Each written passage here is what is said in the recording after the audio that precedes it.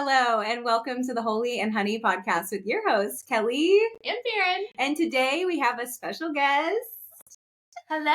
Okay, so if you're watching on YouTube, we have a different setup today. We are at our friend Brittany's house, and we are going to film our podcast here today. We're so excited. We're going to be talking about red flags in dating. Yes, you should be a pro at that now, and sharing with people what is important to look out for, because the Lord lets us go through things, but then we also gain wisdom in a lot of things. So we want to give that wisdom away, because dating in 2025 be wild. It's rough in these streets. Yeah. But we're here to talk about all things dating as a Christian with our fellow expert, Kelly. Which we're trying to expert. I am not an expert. This is just going to be pure entertainment, I think. I mean, if you know a single man that loves Jesus, that is how tall?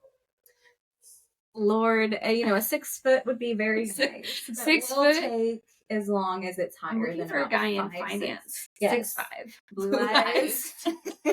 That would be great too. Listen, I'm if 5'2", you know a guy that knows a guy, send him Kelly's way, because she's looking. Well, you're waiting. I'm waiting for the right You're one. waiting For the one that should look. And that's a difference.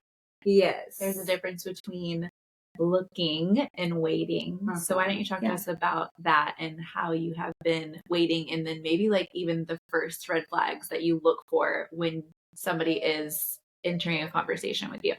Yeah. Oh gosh. Okay. So for so long, I was not on the dating apps, and there's no shame for people who are on dating apps.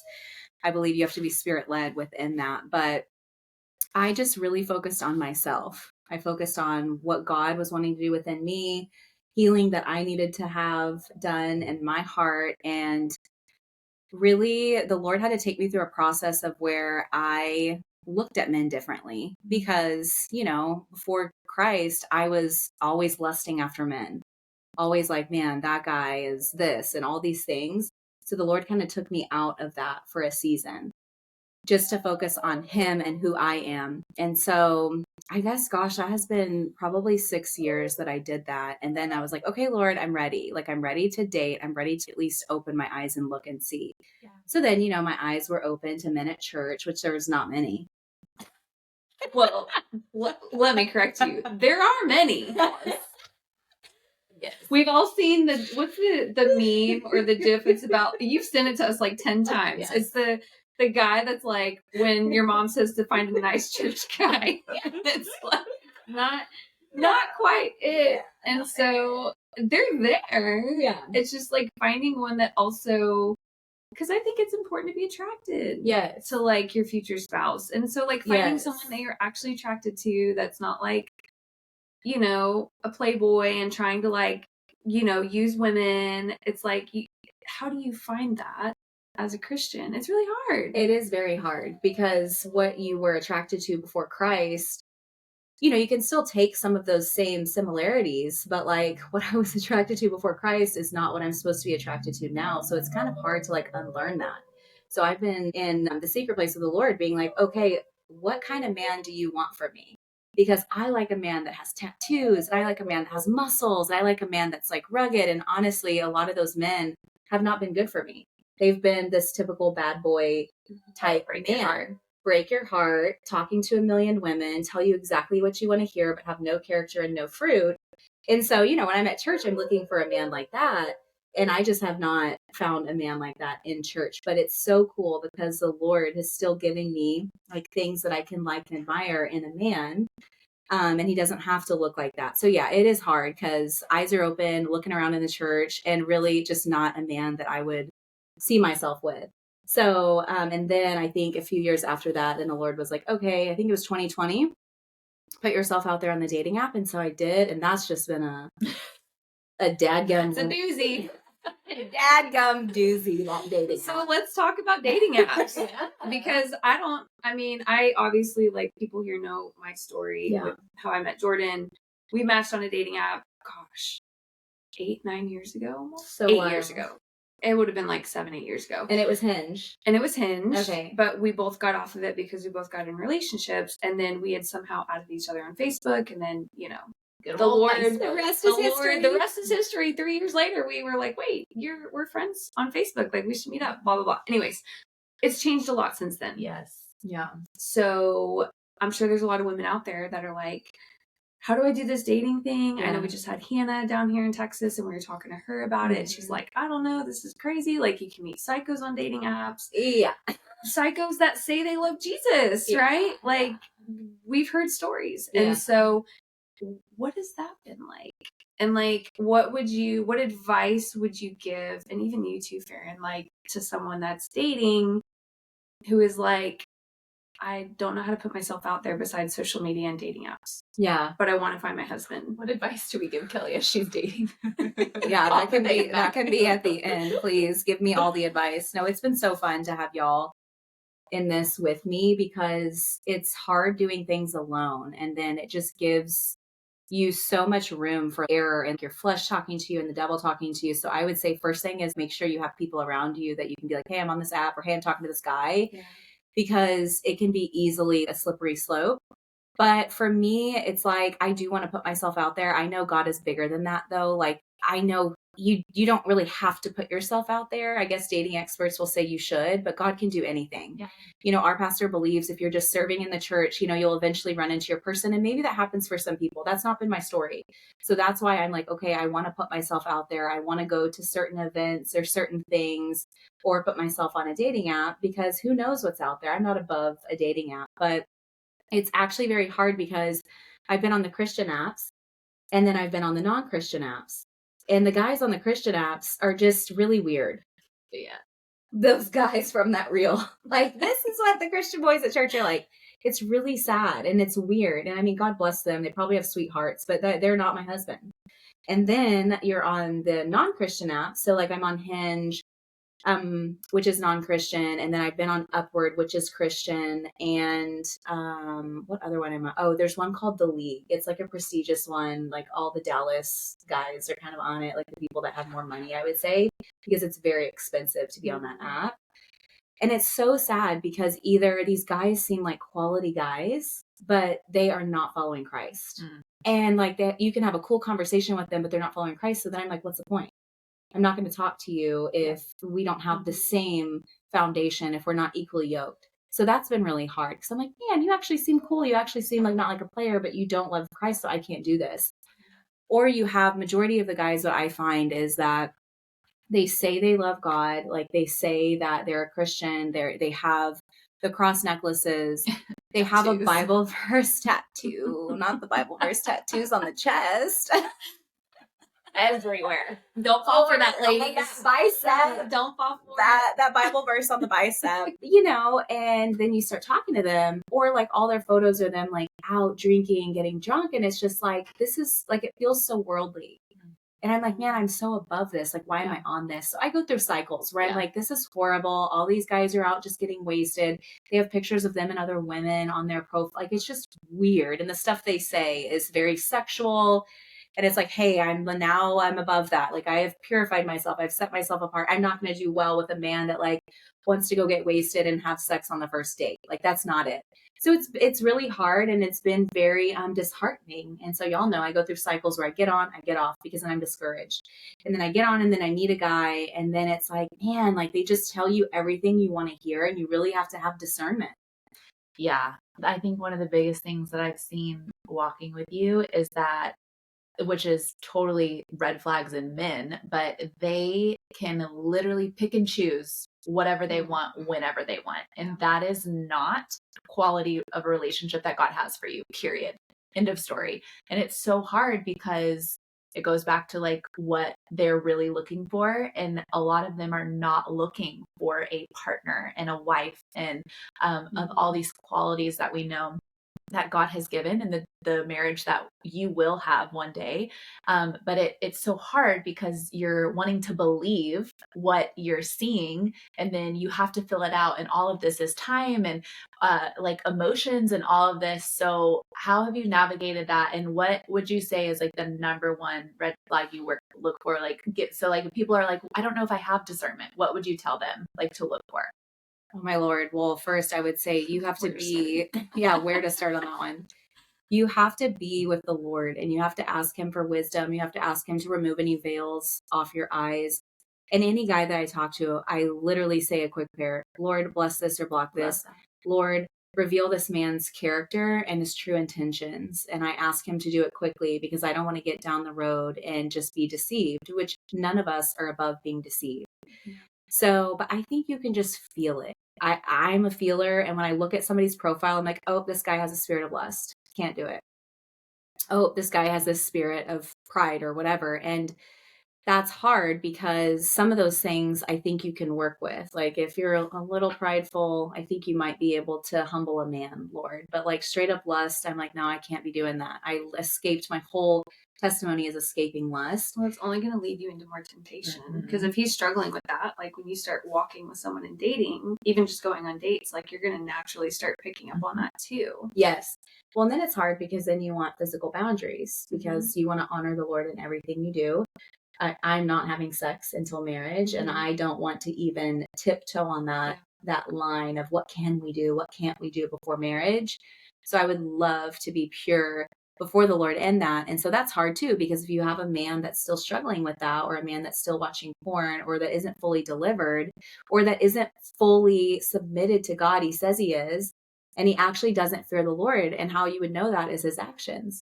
So it's like, you meet a guy and if he wants to be physical really quickly, it's like, oh man, like this feels good. I've been waiting for this for so long, but like, shoot, this is not of the Lord. Like, are you really fearing him? Are you really taking care of his daughter? Right. Because you're trying to do stuff so quickly physically. And so, but back to the question, I don't think I've done any of this right. I'm just like, Lord, help me. Because I was on it from 2020 and I've talked to a lot of guys, but I've literally only dated probably a handful because I'm very black and white in what I know that I want. And then if I see things or I hear things that I don't like, I'm like, well, we just need to be done here because I would rather go hang out with my friends or I would rather be with Jesus than like have just like a pen pal. Yeah. And so I think that's the problem too, is there's a lot of guys that with the dating apps, and I even noticed this when I was on it years and years ago before Jordan and I met, is like it's almost like people are waiting for like the next thing. And so they like find someone that they're like attracted to and we align in our beliefs and we both love Jesus and we both are conservatives or whatever it is. And then all of a sudden they're like, oh, but actually like I want to keep swiping too because like I want to keep have your cake and eat it too. Yes. And it's so icky because I feel like that's what so many women are not that way.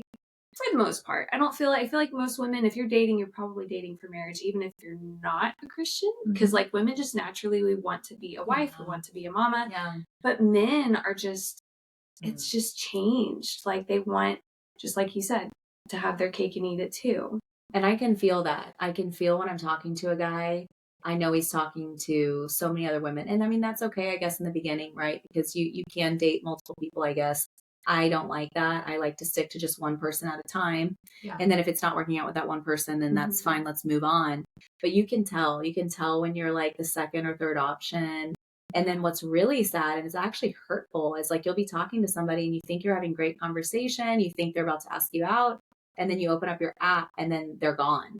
And they straight up ghost. Like they don't even have a conversation of like, hey, I'm actually going to unmatch with you. Like I'm not vibing. I'm not feeling like this is going anywhere, so I'm going to unmatch with you. I had one guy do that once and I just had such respect for him and it made me kind of like, be like, man, I kind of like you even more. But he wrote me one day and was like, hey, Kelly, I'm just going to unmatch. I'm just not feeling like this is going to go anywhere, but I wish you the best. And it's been great getting to know you because he didn't want me to be blindsided.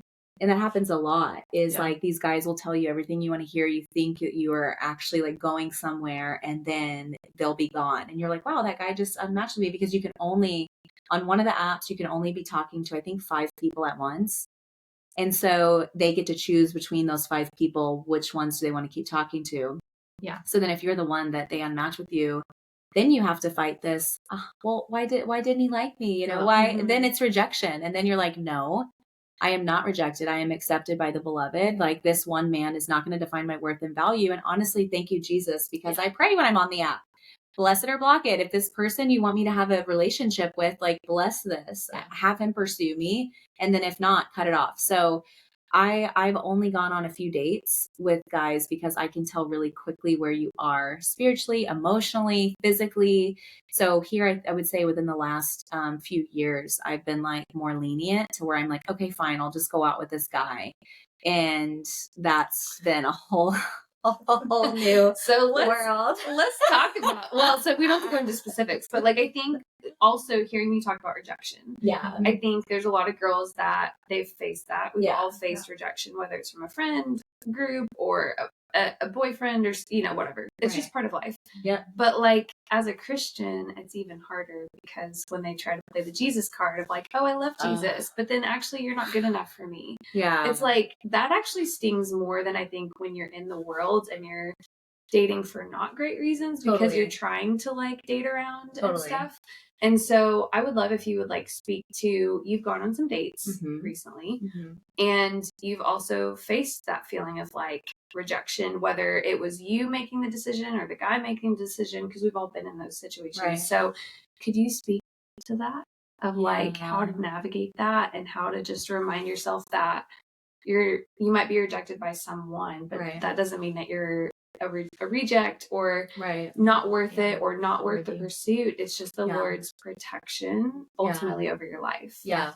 Oh, if you've been rejected by a guy, I'm sorry. And I wish I could hug you. But honestly, it is the best thing to learn. I think, you know, when you're a kid and everybody gets a trophy, it's like this whole participation trophy situation. That is not setting us up for success because there's always going to be somebody that's maybe more talented, or, you know, you're going to have to face rejection and loss in life. And that's just part of it. And so for me, I guess I am so set in who I am as a daughter that yes, it stings a little bit, but it doesn't take me out. And so I would say, like, if it really like takes you out, you need to get back with being with the Lord and like maybe not date for a minute. It might take me out for like a day or so. And then I'm like, oh no, I'm reminded I am loved by God. But I think everything has to come back to Jesus, and everything comes back to, am I making this an idol? Because if I'm making dating or men or what men think of me and making that elevated above the Lord and who God says I am in my relationship with him, then it's just out of alignment, you know? And so I think just asking the Lord when you get rejected, Jesus, be here in this pain, because it says he's with the brokenhearted. And even if it was a few dates, it doesn't matter. You still get emotionally invested with people. You don't know how fast did this guy move emotionally or in whatever way spiritually. And us women, when we've been waiting for something for so long, we just want to like jump into it. We're just like, okay, wow, this might be it. I want to jump into it. And so I think what I'm learning is rejection is just a part of life, and I need to be okay with it. And that's just a part of the dating process. You have to go into it knowing, like, I could be rejected. Like, this could be the last time I ever see this person. This could be the last date I go on with this person. And if that is what's going to happen, that's okay, because that's God's will. I literally wake up every day and I pray for God's will. Jesus, I only want to be in your will. I declare your will be done, not my will. And so if a guy is saying, hey, I don't want it to move forward at all, bless God. Yeah. Thank you, Jesus, because I'm literally praying to be in your will. And if this guy is rejecting me, my husband is not going to reject me. Yeah. Like, my husband is literally never going to want to not go on another date with me, never not going to want to stop talking to me. He's going to be planning futuristic things with me. So I think that's what makes it easier for me. I think you're still going to have a little sting, maybe, especially if you really liked the guy. Yeah.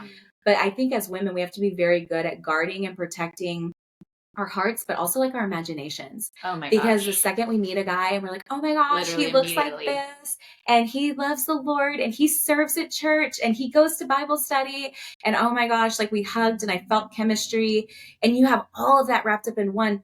Whether you like to admit it or not, you're already thinking about our last name is going to sound good together.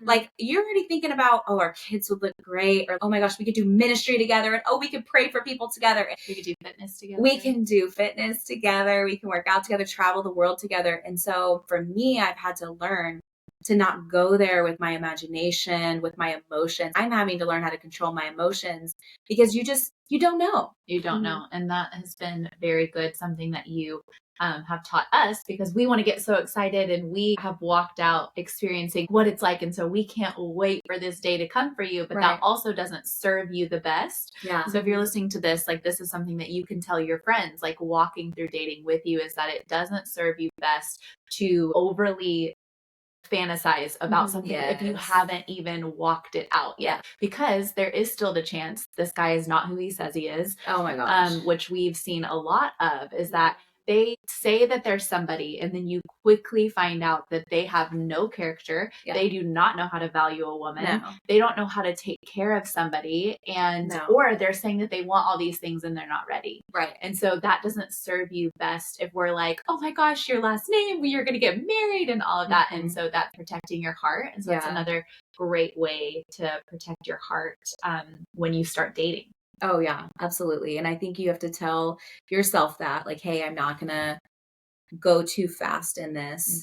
You know, when you think about the pace of heaven is just peaceful and steady, and there's no anxiousness, there's no hurry. And I have to preach that to myself, because I think I'm naturally more of an anxious person. And I'm like, Jesus, help me be on your rhythm, on your pace.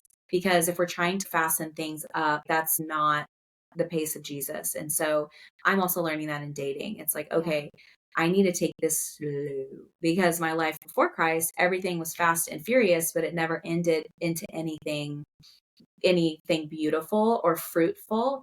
And so what I'm seeing, like all these dating experts saying, is like slow and steady. Like, you don't want like a fast, fiery burn. You know, you want a slow and steady connection. And it takes time for you to get to know somebody. And being just texting or being on an app, you're not going to get to know anybody. And honestly, I try to get off the app as quick as I can, because all that's fantasy. All that's not real. I'm just texting you. That's not anything. Like, I want to meet you in person. I want to see what you're really like, because all of this isn't real and I'm making things up in my head. So I think that would be a good thing too, for just like a green flag. Like, hey, like if the guy wants to get off the app quickly, that's good, because then you can discern, what is this guy really like? Because any guy is going to tell you what he thinks you want to hear. And so what I've also learned is, don't tell him what you want him to be, or like, don't tell him like what you're looking for. That's good. I'm going to sit back in my femininity, which is something that I'm having to learn all about, because I am a very masculine type woman. But like sitting back and being like, no, I'm just going to rest. I'm just going to chill. And I'm just going to see who you really are. I'm going to see what you say. I'm going to see if your actions are following what you say. And I'm not going to tell you exactly what I want, because I want to see, what do you want? Give an example of like how a man would do that, like even unknowingly. Like, if you just sit there and you're like, okay, so I'm looking for a man that's like going to raise his family like this. And I want a man that's going to read the Bible. And I want a man that's going to pray and all of these things. Well, then this man knows, hey, that's what you're really looking for. And so I'm going to have to tell this girl that I read my Bible today. I'm going to have to tell this girl that I prayed today. I'm going to tell this girl I'm praying for her. And it becomes manipulation. Yeah. Because they're trying to get you. Yeah. And so, and I just thought, I'm going to be so upfront, and I'm going to tell a guy what I want, and this is what I'm looking for, which some of that is not bad. But I think you have to go into it. As unfortunate as it is, it's kind of the game, which sucks. It is, and it's a game to so many guys. Like, and that's the thing, is like, women, we are not in it to play games. Like, I've seen you say that. Like, you're like, I'm not trying to play games. I'm over the games. I'm over this. I'm over the approaches that guys are taking. Right. Because they'll tell you what you want to hear. Yeah. And then you go on the first date and you're like, actually, you're not anything like I expected. Nothing. You look the same as like your photos, but like your characteristics, physically you're great, but like your characteristics are not aligning with like what you were saying. Totally. Yeah. That's been really hard. And I think too, of like not putting people on pedestals. Yeah. Because then you're less likely to be disappointed, because it's like, oh my gosh, I've done elevated this guy and he's like the best thing ever and he might be the one and all this stuff. And then you actually meet him and then it's like, no, he's actually not. So I think just going into it, what I'm learning is having open hands and just knowing like, hey, this could not work out, but hey, this actually could work out. Like having both, because you want to be excited, but then you also want to be wise. And like, this is just another guy. Like, I don't know who you are until you prove to me who you are, because I have seen that so much. Like, they'll say what I want them to say. And then as we go on with our dates, I'm like, oh, that doesn't line up to who you said you were, or that action doesn't show that you're actually hearing the voice of God, or that action doesn't show that you actually fear the Lord, or that you're ready for a commitment. Yeah. Yeah. Well, and that's the other thing too, is like, there's guys that are on dating apps thinking like, oh, I'm ready for this. And then they experience what the connection could be. They experience what the future could be with you or whoever they're going on a date with. And then they freak out and they're like, actually, I'm not ready. It's like, well, why are you even on a dating app? Like, you have to do the internal work first before you're really putting yourself out there. And so maybe speak to that a little bit of like encouraging women like to truly just sit with Jesus and like experience like, okay, what parts of my heart are not healed yet? Yeah. Maybe even share like examples of like things that the Lord has shown you over the years. Cause I know when I started dating Jordan, I was like, whoa, there are some things in me that like I need to be delivered of still. Yeah, that's been hard because I have been alone with Jesus for so long, and I'm like, okay, I've gone through the wounds, I've gone through the abandonment issues of my past, I've gone through, identity issues, that my identity is just in my physical body, or I've been extremely hurt by two relationships in my entire life. I was supposed to be married to two guys, and one of them cheated on me. So like, abandonment there. And then the other one, I just was never quote unquote good enough for him. And we were so young and we didn't know anything, and it's all idolatry and it's all lust, but you think it's love. And so I thought, okay, I've had 5-6 years alone with the Lord. I am healed from all of these things. I'm healed from these emotional wounds, these abandonment issues. But you don't know that you're fully healed until you actually have a guy in your life trying to pursue you, and then he's rubbing up on you, and then you're like, oh gosh, I still want affirmation from a physical man. Yeah. And then you're convicted, because then you're like, Holy Spirit, I'm so sorry. I want affirmation from this guy when really I just need it from you. Yeah. And he's so kind to show us that. And it's just our humanity. So that's been hard for me, is, oh, I think I'm ready. I've been doing all this solo healing. I haven't been dating around. I haven't been sleeping around. I haven't been watching porn, doing any of this stuff. But now that I'm jumping back into this dating arena, it's like, whoa, there are some things that I'm having to ask the Lord to help me with. I don't want validation from men. Yeah. I mean, obviously I'm a words of affirmation girl though, so like part of it is healthy, but then if I know that I'm needing that to like feel good for the day, that's when it's not good. It's always about the heart. And so I'm having to search deep in my heart about these things. Well, you have said that a red flag to you is if they're constantly talking about the physical. Yes. And they're not asking you about like, how are you? Right. Like, not like, oh yeah, or send me a picture, all these things. So talk about those kind of red flags and what that looks like. There's so many red flags. And like, cause some people aren't aware of that. Like, I never thought about that before, that does happen. So that is actually a red flag in dating. It is, because then that becomes love bombing, but it's hard because I think a man should recognize a woman's beauty. Yeah. And I think he should be like, you look so beautiful today, or wow, that outfit looks amazing on you. Right. But if everything he says is about your physical beauty, that's a red flag. Yes. If everything is about, oh my gosh, you look so good in this or that, that's a red flag to me. If you're not complimenting my heart, if you're not asking other questions or talking about anything else other than my physical body, you're just like men in my past. Like, that is not good. But I think there's a healthy balance of, because y'all's husbands are so affirmative with your physical beauty. And it's beautiful, but it's not lustful. And that's not the only thing they talk about. Yeah. Well, so this isn't dating. So this is like, we need to like tell an example of when you're like, oh my gosh, another question, another like this, so that it's like the red flag to just pay attention for women, that how a man is asking that, because we want a man that's after like our heart, not just our body. Oh my gosh. Okay. So I think when men ask for photos, I just think that's weird. Obviously they're not asking for nudes. Well, nobody better be better asking me for a nude photo.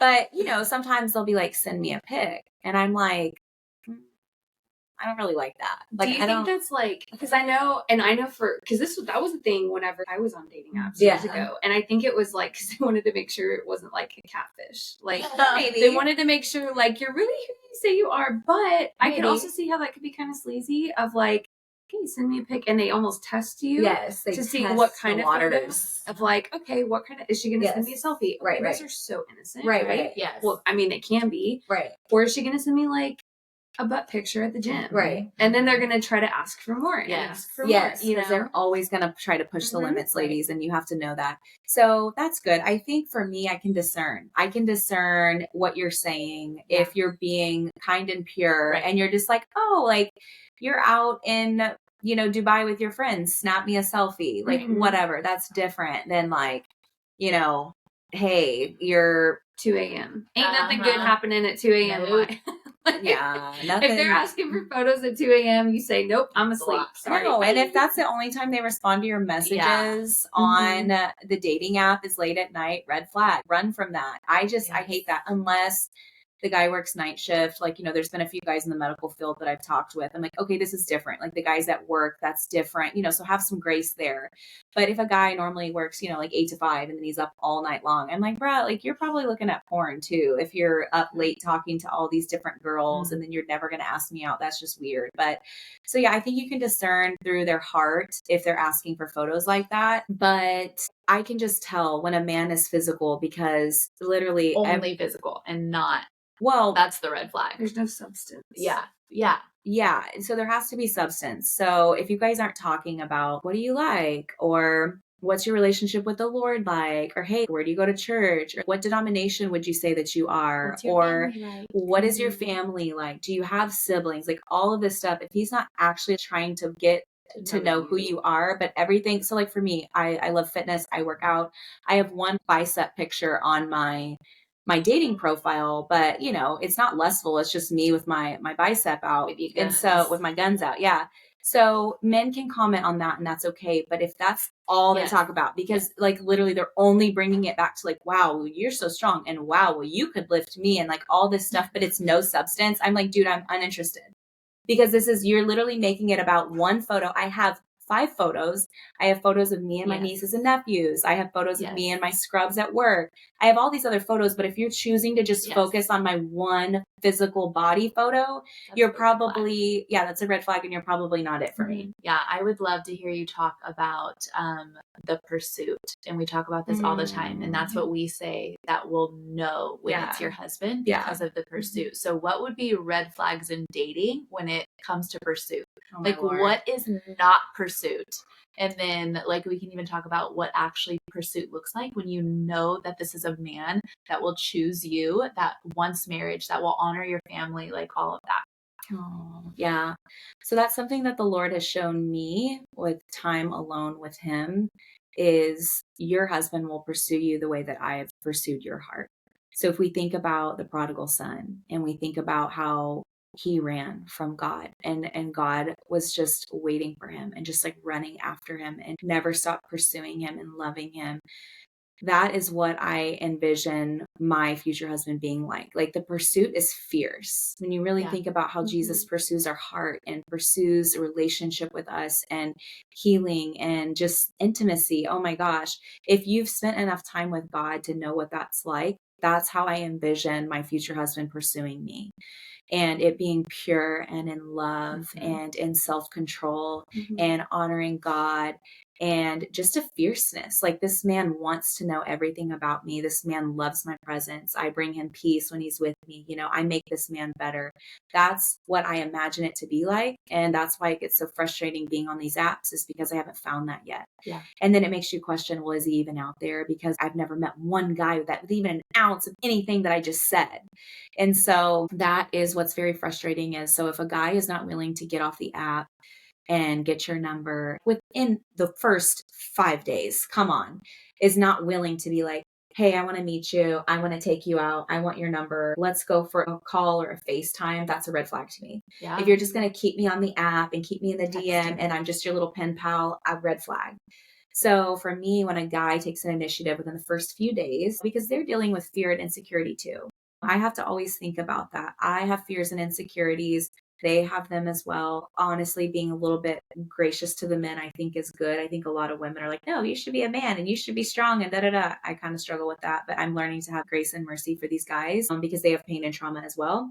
But so getting off the app and then saying, I want to take you out.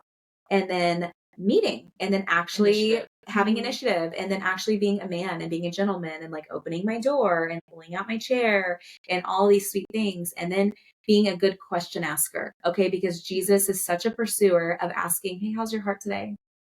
Hey, this little thing that you did, what's going on with that? You know? And so the man, you should not be carrying on the conversation. The most men that are not in tune with their emotions or their spirit, they don't know how to like lead conversations. So pursuit in dating is I have intentional dates. And then when we're on the dates, I'm so intentional and I'm locked in and I'm pursuing you, asking you, what do you like? And, oh, I love this about you. Tell me more about that. So those would be a few things of pursuit that you should look for in a man. Yes. And he shouldn't leave you in confusion. Yes. He shouldn't write you really good for 5 days and then take you on 2 dates and then just poof, oh, maybe text you once a day. That's not pursuit to me. That's not consistent pursuit. Yeah. And women need consistency, especially women that have walked through breakups or hard things. Like you need to know that you're being valued for who you are and where you're at. Yes. And I look at like when me and Jordan started dating, and I've told you this before, like the way that he pursued me through messages was very like, he wasn't aggressive. He was very respectful.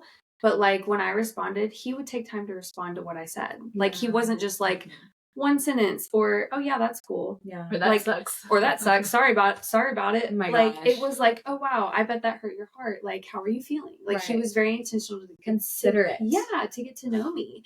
And then I even remember before our first date, well, I canceled on him. Before our second attempt to go on the first date, he called me because I think he could tell that I was struggling with insecurity. I was struggling and questioning if he was really who he said he was, right? Because like I had seen frogs. I had seen the guys that they were saying they were one person and then they were another in real life. Yeah. And I think he discerned that. And he was like, hey, I would love to call you. What's your number? So I gave him my number and he calls me. Like he sets up a time. He's like, hey, I'll be off work at this time. Let me get home. Let me get my life together. I had a really stressful day at work. Like I remember this day like it was yesterday. And he called me and I remember I was so nervous, but it like started putting all of my worries and concerns at ease. Yeah. And that ended up being a 3.5 hour phone call of like, for him, he was just getting to know me. I was vetting him. Yeah. Right. I was like, I'm going to ask you all the hard, just like you like should. You and I are the same in that sense. Cause I was like, I'm going to ask all the hard questions. Like, I want to get this out there. I'm not dating to just date. Like, I want to be married. I've been divorced. I've been through a lot of really sucky situations. Yeah. And I'm not here to play games. Yeah. And I wanted to know that he was the same. Yeah. And that like pursuit never stopped. Wavered. Yes. It never stopped. And it was constantly consistent. Yeah. Yeah. Even still, like almost 4 years of marriage, like I had to text him right before this to be like, hey, we're about to record because if he doesn't hear from me in half an hour, he's worried. Oh. Not like in a bad way. He's just like, hey, are you good? Yeah. Like, I just want to know you're safe. I just want to know where That's what I heard. That's what I heard. I feel like the Lord said that a real pursuit will cause the protector to come out in a man. Absolutely. Because that's exactly what Justin did with me. He worked 2 hours away in Addison. Wow. And I would be like, yeah, I can't come to you. Like, I can't see you. My car is doing something. He would drive literally 2 hours for me to see me for 5 minutes. And because I was like, I'm going to bed, like I need sleep. And that was worth it to him. Yeah. Literally to see me for 5 minutes. And then I am with you on that. The pursuit is consistent. Like Justin and I have been together for 12 years now, and he pursues me more than when we were dating. Like it literally blows my mind, like the way that he wants to take care of me as a wife and as a mom. And so sweet. And then now, like in my calling, like it is literally crazy that the pursuit keeps growing. Yeah. And a man just knows that. And that's what we have talked about, that you will know because of how the man treats you, how he is locked in on you and how he wants to know about you. And if those things are not happening, then he ain't it. Yeah. And ladies, it's so hard because we don't know that. So we don't believe that that's out there for us. And we don't believe that that's true. So we waver because we're like, everything we've ever seen is not that. Yeah. So we're like, okay, so if he's a little inconsistent here, like I'll just give him grace there. And then when you hear from like your friends that actually have incredible men that know how to pursue fiercely, then they're like, no, Kelly, don't settle, because a man will do this for you too. And so I think that's one thing, is be realistic with yourself, because I think we really know, like in the depths, like, hey, that this guy is really not it, but you just want it so bad.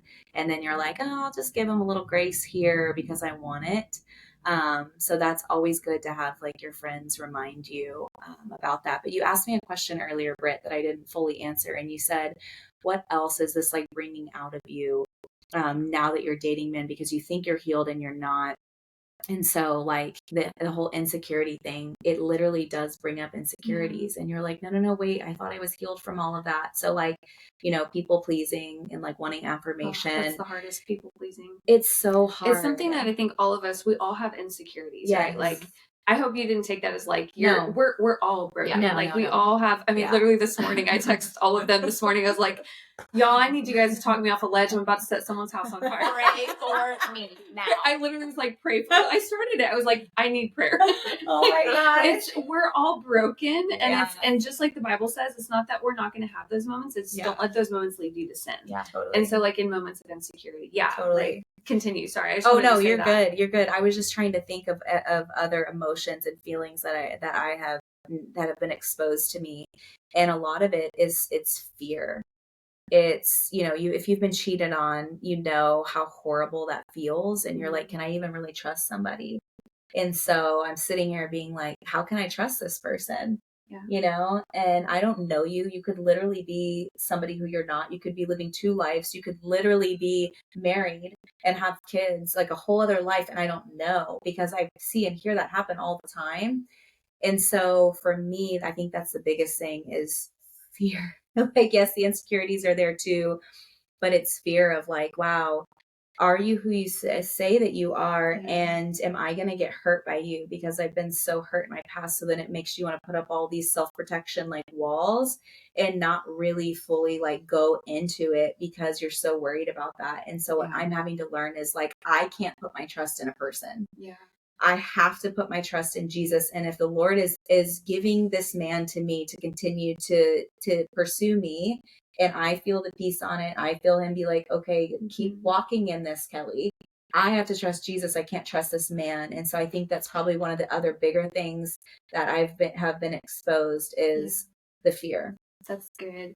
And I think too with fear, like we can also, because I know I've heard you say this, like, what if I pick the wrong person? Like you have a fear of that. And I think that's every girl. I know I felt that. I don't know if you felt that, Farron.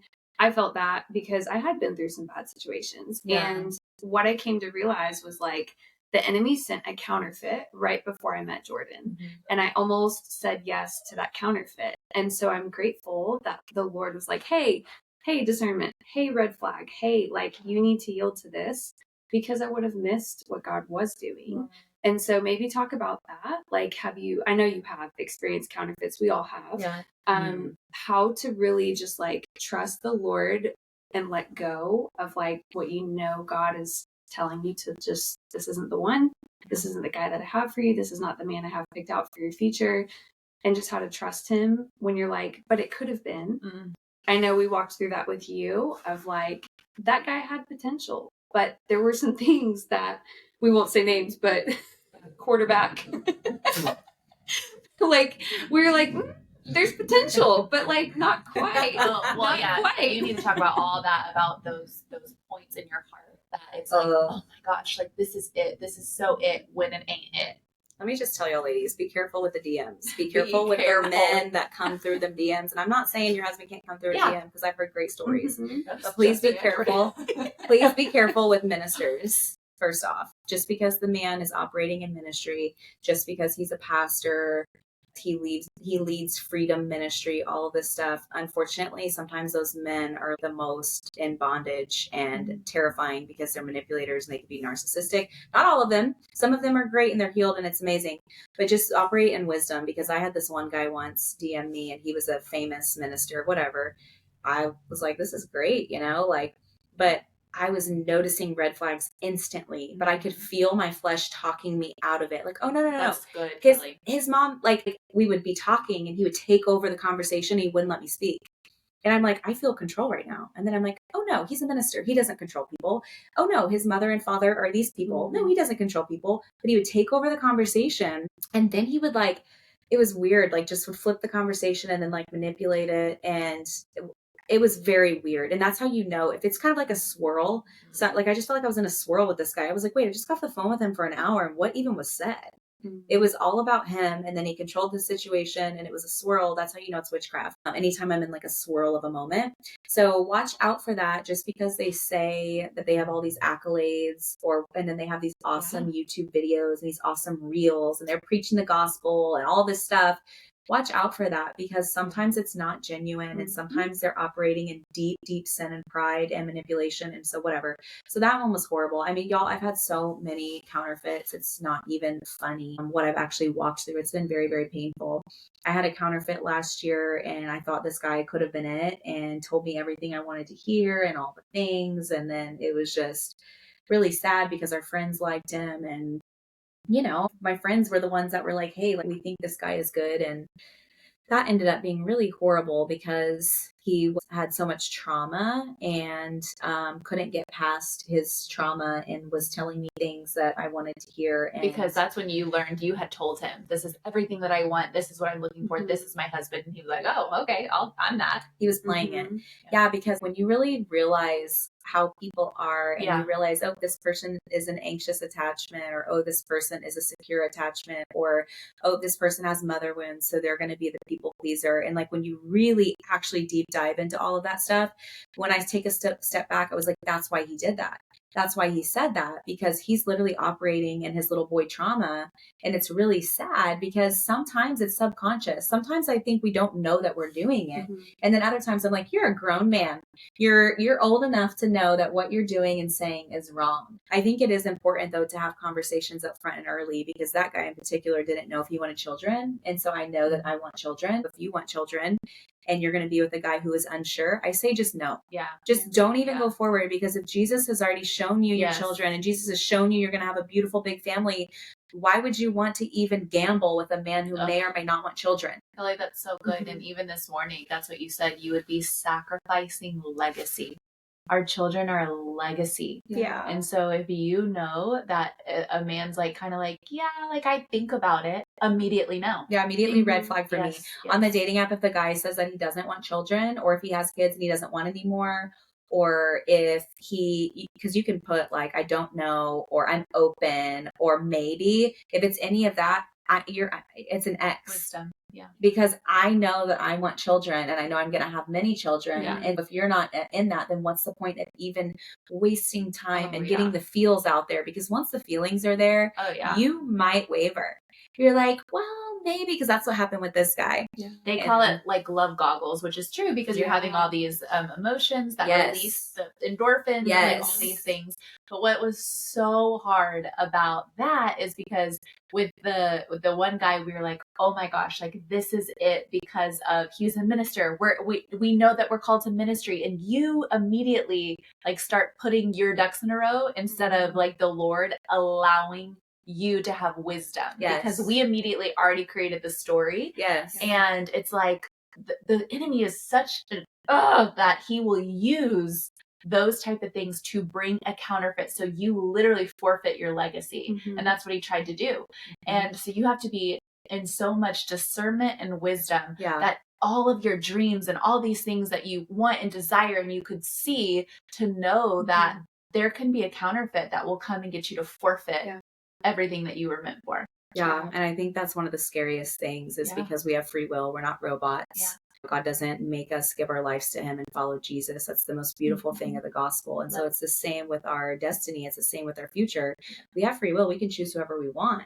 But it's like, am I actually following the Lord? Am I tuned into the Holy Spirit? Am I listening to these red flags? Am I actually being led by the word of God? Is it really a lamp unto my feet? I think that's so important, to be so close to him. But gosh, I think one of the things that we like, basically, to sum it up, is that you have to know how Jesus loves you and not settle for anything less than that. Yeah. Because 1,000%. if you don't know that, it is so easy to not even know your worth, like how a relationship should be, how the man should deeply care for you and pursue you and protect you and fight for you, all of these things. And especially if you've never experienced it in its fullness, it can be so hard. But I do believe, and it'll be really cool to share your testimony one day of like how you knew and what the signs were when it was the man of God that you know that is going to come and that you are worthy of, because we tell you all the time,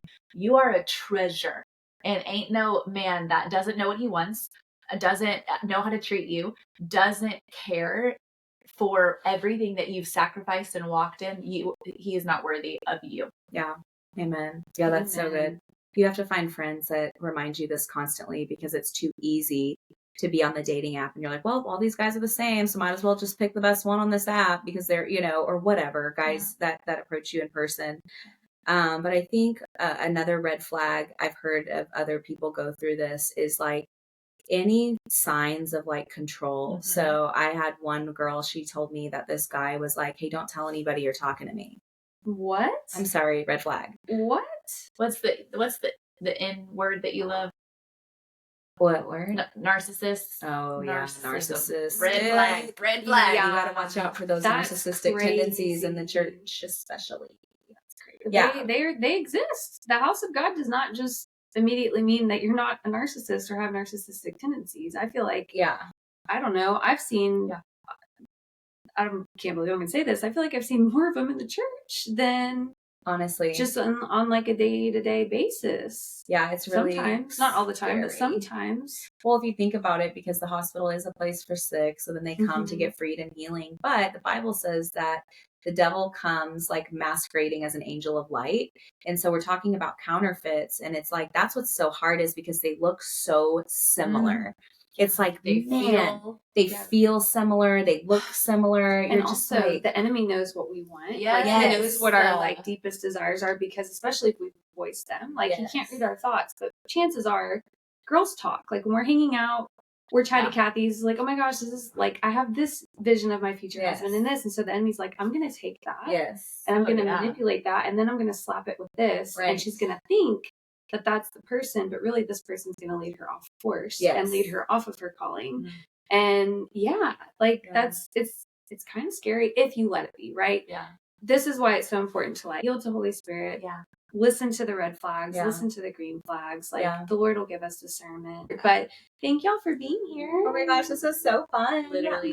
I hope you get wisdom from this. And I know it's hard, but sometimes people don't know. So you sharing with people really does help women and know what to look for. So it is painful, but we're going to be celebrating one day. And you just know that you help a lot of women too. Amen. That wedding going to be lit. That wedding's going to be lit. It's going to be so fun. Well, thank y'all so much for being here, and we will see you guys in the next episode. Bye.